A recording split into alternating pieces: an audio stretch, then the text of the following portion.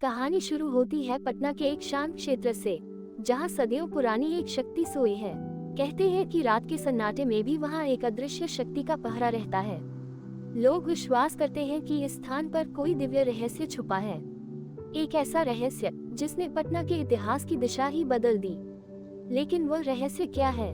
आज हम खोलेंगे पटन देवी की उस सच्ची कहानी को, जो इतिहास में दर्ज भी है और लोगों की आस्था में आज भी जीवित। अब कहानी धीरे धीरे आगे बढ़ती है। मान्यता है कि राजा दक्ष की पुत्री सती के देह त्याग के बाद भगवान शिव उनका शरीर लेकर आकाश में विचरण करने लगे।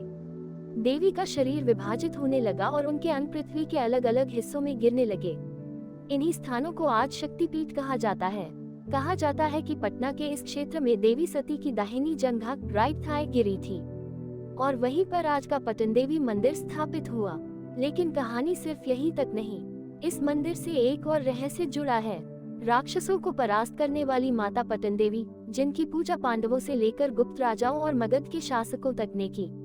कहते हैं कि प्राचीन काल में जब राक्षसों का अत्याचार बढ़ा, तब देवी ने इसी स्थान पर महाकाली, महालक्ष्मी और महासरस्वती के रूप में अवतार लिया।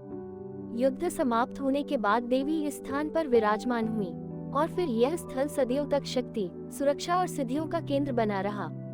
इतिहास में भी इसका उल्लेख मिलता है।